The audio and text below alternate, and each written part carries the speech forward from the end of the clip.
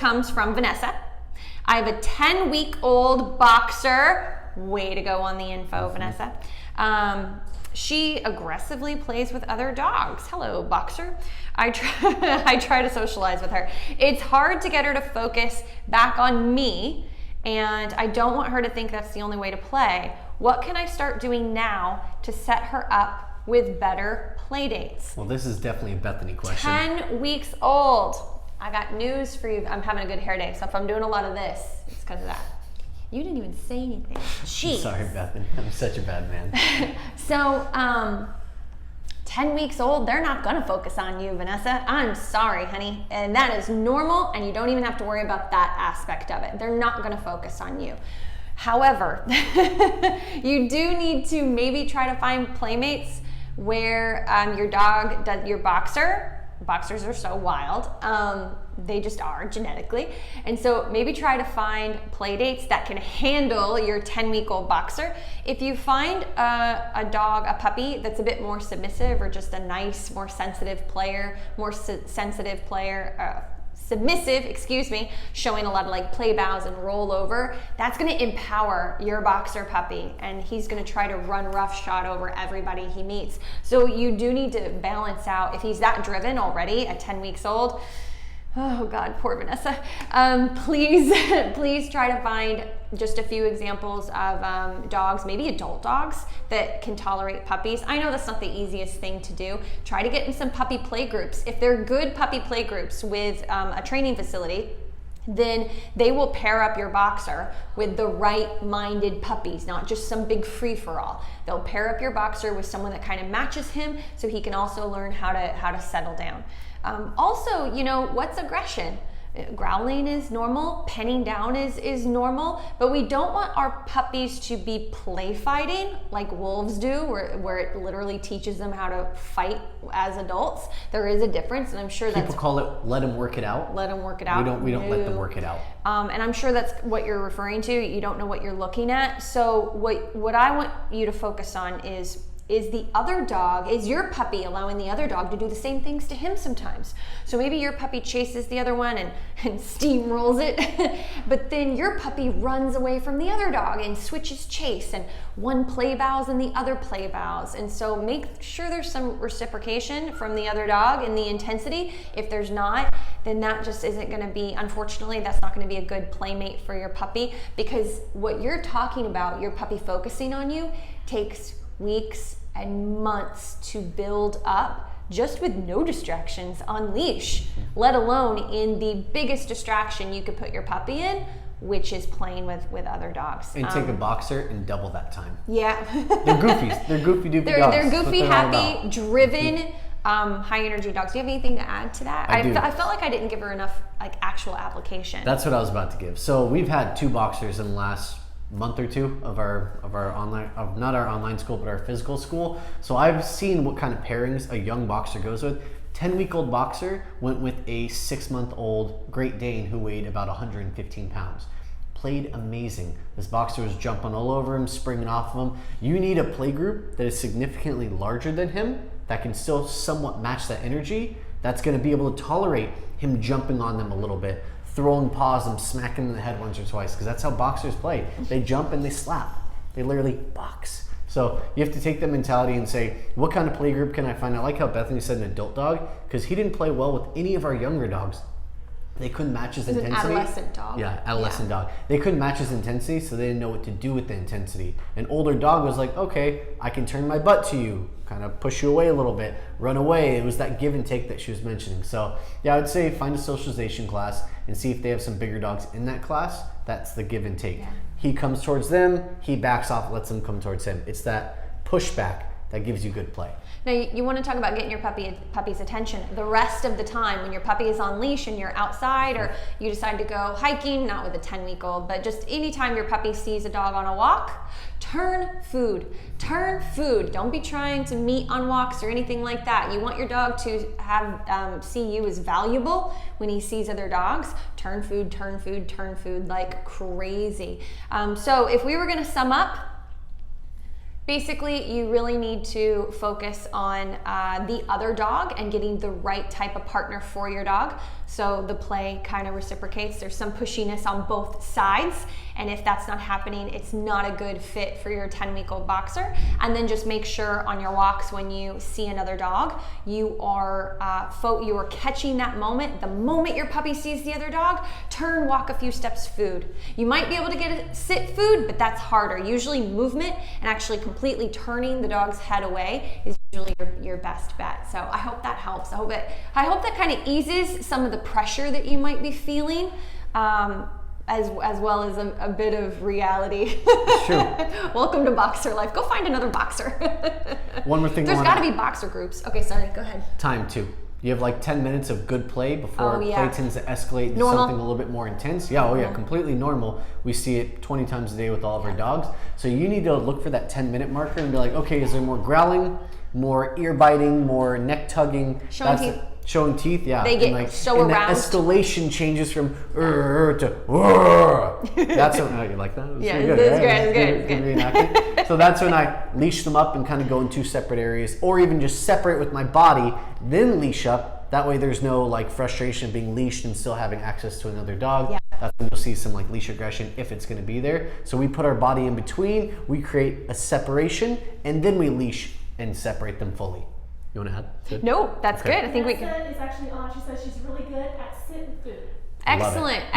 Do movement too. So if she's really good at that, then now do the movement away. So you're not just, she's not just stationary, but you're actually turning the head away from the distraction and she's moving with you. So, but keep up the other two so that stays sharp. Yeah. That's it's really hard good. for a dog to focus on you if the distraction is still present. Yeah. So we call it working under threshold. Threshold is her watching the dog. Above is when she goes forward to play with the dog. Going under threshold is moving away and then getting the ability to have her sit and give even a split second of eye contact for a treat and then more movement. Yeah.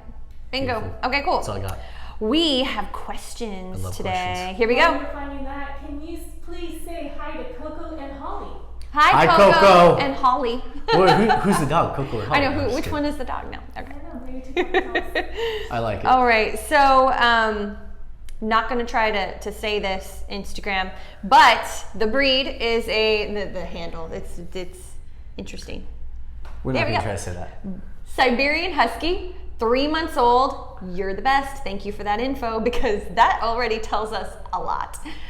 We brought her home less than a month back. She's developing separation or isolation anxiety. Oh, you've been doing your homework. You know the terms. We don't hear that one too often. That definitely Someone's been doing some research. Where we cannot leave her alone in a room for more than 5 to 10 minutes. That isn't tangent. Isn't it interesting how Siberian Huskies, they can be so stubborn. They don't want to do what you tell them to do. They want to do what they want to do, how they want to do it. They're so independent. They can be so stubborn, but yet they're one of our most highest breeds for developing anxiety because they're so social. They're so social. One of the more social breeds. Isn't that interesting? I have a theory on that. What's your theory? My theory is that when they want to be independent, they want to be independent. When you put them in the crate, they're not choosing to be in the crate, which is why you get such frustration. Stubbornness. Pretty good. Well, anything you look up on a husky, it's stubbornness. Amazingly loyal dogs, but everything underlying that, stubborn. So, I mean, it's totally normal for you to get that 5 to 10 minutes.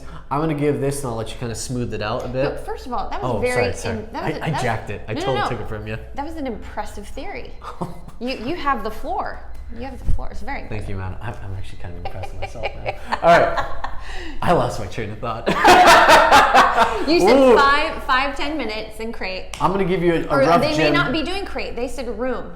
Okay. Ooh. Yeah. Oh, you threw that little I would get a grenade in there. Right away, I would get a rough land kennel that's going to be big enough for your adult husky. I would look at investing in a rough land kennel. Is that the one that's like $100? It's no. It's a few hundred. It's a big plastic. It's crate. super tough because huskies are known for breaking out, destroying homes. And I would get extra large if it's going to be a decent sized husky. There was one other one that was about $1,000. That's the investment. impact crate. That's the impact crate. Yeah, those are the $1,000 ones. Yeah. So just a couple ideas, couple little names for you to Yeah. check back on if you need them. But our whole thing is that if you leave a dog in a room for 5 to 10 minutes and they're not contained, they're pacing, circling, getting more and more anxious. It's like when you see the husband walking back and forth in the ER room as his wife is giving birth, he just gets more and more anxious, more and more anxious.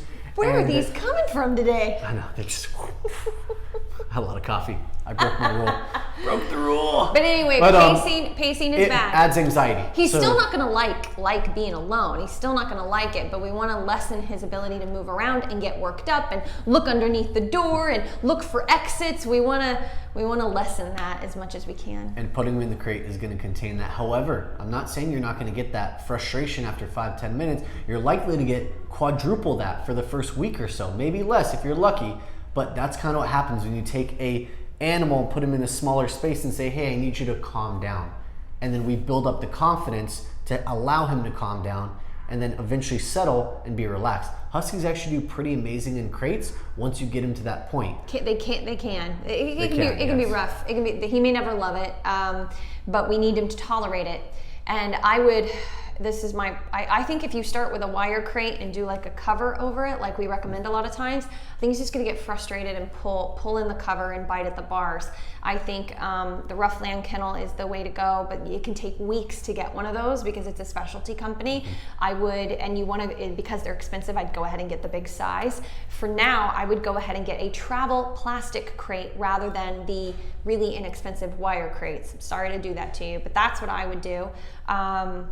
And I would really work on mental exercises to drain this puppy. So a lot of faster, nothing excitement, like not typical puppy, sit down, good, oh, what a good puppy, come here. Cut that out. Do calm food lure. Let's see, 3 months old, you might still be in food lure stage. And it's leash and it's sit, good food, down, good food, come, good food, place, crate, come. Do fast-paced obedience, but not too much excitement, voice, energy. No, build food drive, fast-paced obedience to drain the mind. And I would do 10 to 15 minute intervals of that. Then I might play for 10-15 minutes, which as long as you're getting a good drop it, you want a good drop it right away. Impulse control, let go of that toy. Look up videos on how to teach my dog. Don't put puppy in there, just trust me. How to teach my dog to drop it. And look at three videos that come up. You want the one that's gonna come up where you just hold the toy and wait the dog out. That's mental work rather than just putting food in front of the nose. This is assuming your puppy even will tug a tug toy. And you do that for 10-15 minutes, and then you go back and see if the dog still has any work left in their brain, because they might, especially if they have pent up energy or not enough mental work, and they're chomping at the bit to learn. Food work, sit down, come, good, crate, sit, good, come, place, down. I mean, walking in your living room, turn, food, all calm, even, firm, authoritative voice, just like I'm saying it. And until you really see them calming down. Now, if the puppy just seems to be amped up, maybe slow your pace down. But typically with bad separation anxiety, we'll start with working them pretty fast-paced and then slow them down once they start to show that they're coming down. You know, just their excitement, anxiety, whatever it is, their work drive. When we start to see them kind of coming down, then we slow down. Great. Good. And you might have already said it, but I just want to emphasize, have them on a leash for this entire session. Yes. A husky Absolutely. off leash is a husky in a different room when you're trying to work them in another. You go and have to get them, and then you lose power and all this stuff. And then turn and pause, sit, good, right in front of crate. Crate. Or place. You need to start teaching targets. If you don't know what that is, YouTube. And so that's what I would suggest. White noise machine, dark room. Okay, to sum up, white noise machine, dark room, plastic crate, plastic travel crate. Work them fast-paced, but not with excitement, with food lure to drain mental energy. You can use play as long as you are really focusing on drop it, because that's the mental work that really makes them go to sleep and chill out. And then work them again for food. As you see them coming down, then slow your pace down to what we call meditation patterning, which is to give the dog a command like sit, pause. We count to 3 in our head, a slow 3 count. Keep focus. 3-month-old, you can build that focus easily. And if they don't have it, then it may not be a full 3 count hold, but you just want to hold that pause and then say place or crate or whatever it is, and then slowly do a circle. You repeat the same 2-3 commands for 5 minutes and then calmly put them in crate. Unclip the leash, close the door, turn your white noise machine on, your sitcom, which is really good for dogs, or the radio, talk radio. Shut the door. Quietest room you can think of, closet, around the side of the bed, just where that door is not right there where they can more easily hear footsteps. I hope that helps. Get on top of it and don't I'm like getting into this one. Don't coddle your puppy. You activated Bethany. You activated me, yeah. Make sure when your puppy comes out, it's not all love and sweet and wonderful. Otherwise, why would they ever learn to be on their own? You're trying to build work drive, yeah, not affection drive. The affection's already there. Every dog usually has it unless they're just standoffish, but it sounds like that's not your issue. So work towards the work drive instead of giving too much affection. They need to earn it. Instant gratification is not what you're looking for. I mean, I bet your puppy husky is so cute, and I bet it's been like, oh, a lot. Maybe I'm wrong, but let's, give me 2 weeks of focusing 75 to 90% of your energy on what I mentioned, and the that was rest. Supposed to be a brief summary. Shut up. And the rest, a few pets, earned pets. All right, do you have anything to add? No, that was beautiful. Well done, Bethany. That was... In my defense, you did hand the question off to me. Did I? Yes, we could go back and look at the tape. In my defense. All right, I got about 8 more questions in this one. No, we want to do these first. I just want to do a minute or less for at least half of these, and then go on more. Ricky, aren't these priority? We're definitely going to do more Instagram questions. Elizabeth, on Instagram, we did not get your questions, so we can drop it in the chat. That'd be wonderful. And then we have some TikTok questions to get to too, so we'll do both. We'll bounce back and forth. Well, one more on Instagram Live, because we want more questions. Okay, go. We talked about this. Okay. Saint the Golden Doodle says, hi, I'm Saint. Hi, Saint. You're so cute. I'm a 3-month-old Golden Doodle puppy. I like talking like the dog. I'm a 3-month-old Golden Doodle puppy, and sometimes I bite when I play with my parents. This is the world we live in. Saint, you're adorable. I want a photo. But it's look that cute face biting. Oh, you guys are in trouble. Biting its people. Biting its people. 3 months old. All right, Sparky, go. No, you gotta start this one. I barely remember half the question. I kept thinking about it now as the dog. All right. 3-month-old biting parents. You need to build some food drive. You want your hands to be like sit down, not just something to bite.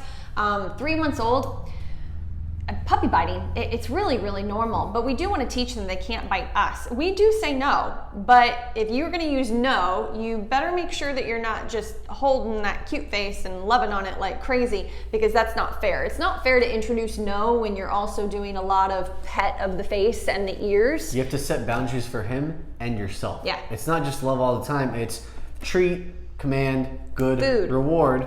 Yeah, excuse me, food, kibble. Try to build. Work kibble first. It's much easier having a dog that's 6 months old that takes kibble as well as treats. Treats for the more challenging situations, kibble for the more everyday work throughs. But you're basically trying to earn a relationship with this dog while they're young, so they want to watch you more. Mm-hmm. And the more they bite, the more you redirect. If you're just saying no, no, no, no, no, but there's never a redirect, then why would they want to listen to the no? But you also can't just redirect, because that doesn't teach them anything. That's true. So 5 minutes, couple times a day.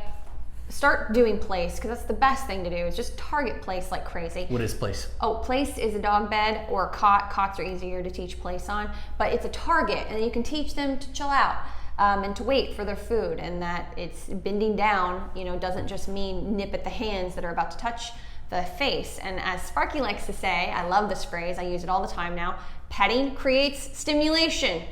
So simple. So when you keep petting your puppy on the head and the ears, you're asking for it. So they can only take so much before Yeah. they're like, wow, this is so great, and to show you how much I love it, I'm gonna bite your hand. you. Yeah, and then Don't they start you love it? then they start targeting hands because hands are like little soft playmates to them instead of structure, food, things like that, food based. So when you do pet your puppy, I would suggest it's, focus more on shoulders and the body when they're calm, and make it more fingertips and kind of slow None of massage. this? Yeah, don't do as This. much of this. It's very exciting. Ease them into it. Scratch the belly. So not like this, like this. And you'll see that tail, hopefully, kind of calm down, and just think of it like a massage, or if you go and get a massage and it's calm tones, it's not exciting. That could help some too. And then just get through this phase as best you can. And when he gets a little bit older, you can be a bit firmer with him. But for now, you want to lay that kind of groundwork. Yeah. All right, More cool. preventative rather than reactive. Do you want to sum up? We're supposed to do our sum ups. Okay, so sum up is more work, less affection. Anytime you get, I know, right? That's the sum up. So mean. Anytime you get the nipping, redirect, and then eventually address. So address the root of the issue, whether it's you petting too much, you loving too much, you stimulating them too much, and then make sure you always follow it up with food. You want to be able to work them through those situations, so it's not just 20 no's. There has to be an understanding that gets created. And what that might look like is you're trying to get the puppy harness on, and he's biting you and he's not taking food because you should be using food. Be like, puppy, sit, good food. Sit, good food. See, I even startled Sparky. So good. She got me. So that's what we mean by like, hey, knock it off. Puppy, come, sit, yay, down, place, do.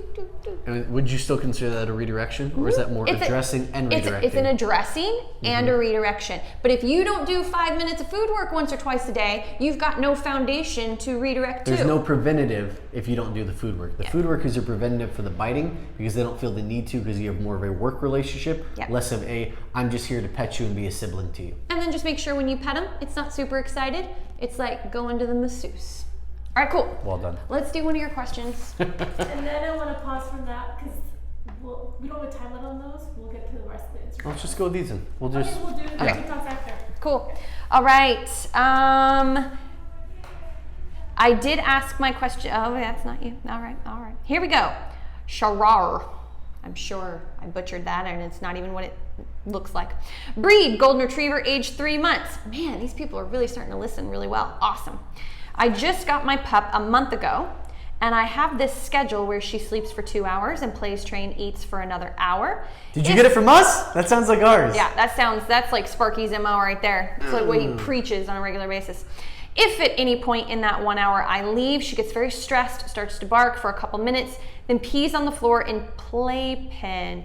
Oh, eats for another hour. Okay, you can't leave unless she's in the crate. So that schedule, stick to it as best you can, but anytime you have to leave, the dog goes back in crate. The playpen is what we call supervised separation. Yes. Which means that when she's in the playpen, you're supervising her from maybe the room next to her, but you always have access to seeing her, and maybe she even has access to seeing you. Not the whole time. You can like leave for a split second and come back into the picture, go to the kitchen, come back into picture, but for the most part, you're not leaving for 20, 30 minutes or even more than 5-10 minutes even.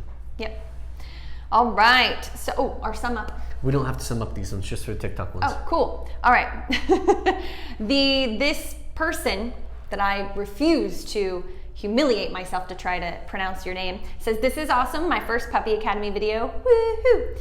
And awesome help from both of you. Next time I can teach you how to pronounce my name. Yes! We're looking forward to it. Our names are so boring. I would give anything to be able to I communicate look forward to that. properly. I always have clients tell me Yes. their name and pronounce it so I can say it correctly. Yeah. All right, Elizabeth Pearl. Ooh, that's pretty. And I can say it, so it's awesome. All right, Turk is our rescue. 5 months old, Collie lab mix, or so we think. Turk, that's so cute. He isn't very strong with his basic commands, waiting for food or at doors. From your shows, we see this at 5 months.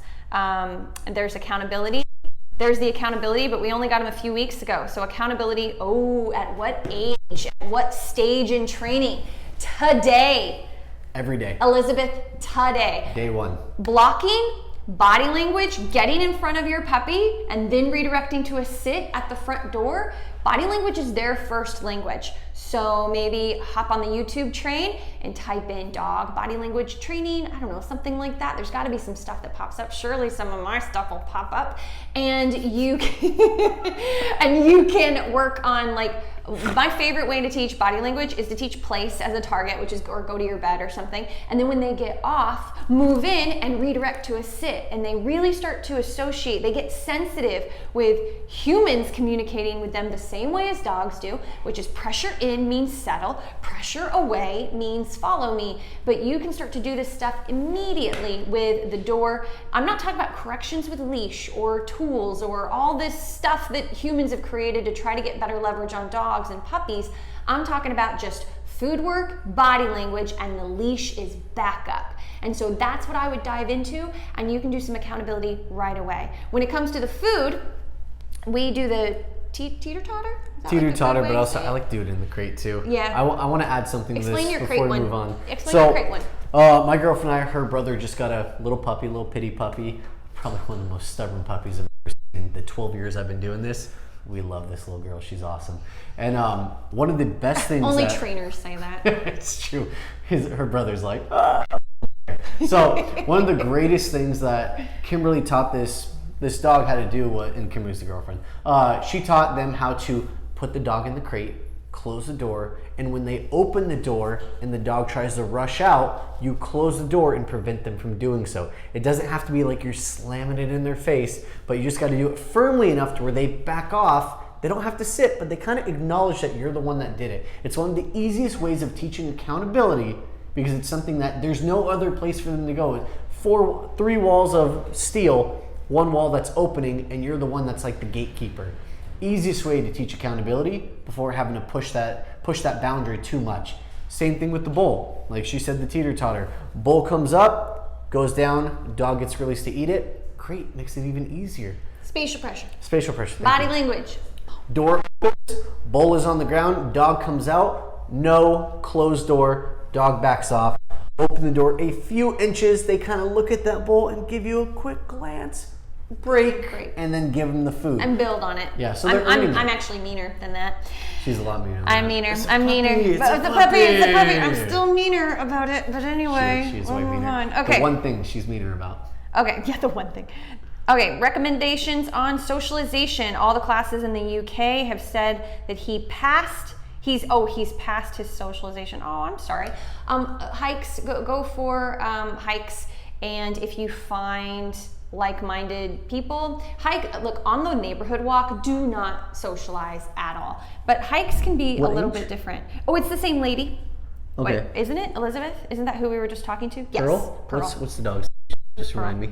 The dog's age is 5 months old, so it's not puppy socialization. I don't think you're past socialization, just the puppy itself. Yeah, okay. For the classes that she's asked. So sometimes on hikes, you can kind of be a little bit more relaxed and find some like-minded people. Honestly, here in the States, we have like meetup.com, and boxer groups can get together and meet and things like that. Join a Facebook group, find some like-minded people. A Facebook group. Maybe you've got something like that in your community. It's really about community, like seeing what you can find in your community to do that.